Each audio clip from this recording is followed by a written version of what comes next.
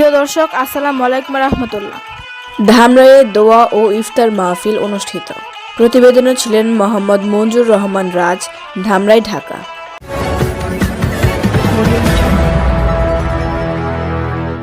Dear viewers, Generation on TV, I welcome you. ঢাকার ধামরাইয়ের ভাড়ারিয়া union বিএনপির যুবদল, ছাত্রদল ও সহযোগী অঙ্গ সংগঠনের নেতাকর্মীদের উদ্যোগে দোয়া ও ইফতার মাহফিল অনুষ্ঠিত হয়েছে।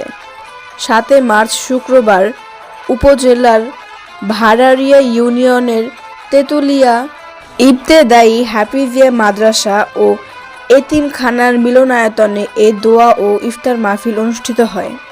আজকের এই দিনে আমাদের প্রিয় নেতা বিএনপির সম্মানিত ভারপ্রাপ্ত চেয়ারম্যান আমাদের সকলের আশা আকাঙ্ক্ষার প্রতীক জনাব তারেক রহমানকে মঈনুদ্দিন ফখরুদ্দিন সরকার অন্যায়ভাবে তাকে গ্রেফতার করেছিল।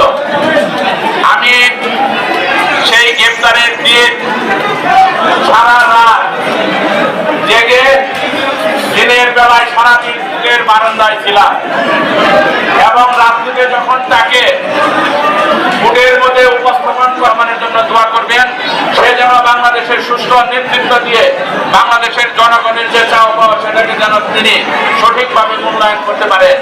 আমাদের মা, আমাদের নেত্রী, দেশনেত্রী বেগম খালেদা জিয়া, তিনি অত্যন্ত অসুস্থ। আপনারা সকলেই তার জন্য অন্তরের অন্তরস্থল থেকে দোয়া করবেন, আল্লাহ যেন তাকে সুস্থভাবে বেঁচে থেকে বাংলাদেশের নেতৃত্ব। এ সময় ভাড়ারিয়া ইউনিয়ন বিএনপির সাবেক সাধারণ সম্পাদক AH আহমেদ এর সভাপতিত্বে প্রধান অতিথি হিসেবে উপস্থিত ছিলেন ঢাকা জেলা যুবদলের সভাপতি ইয়াসিন ফেরদৌস মুরাদ।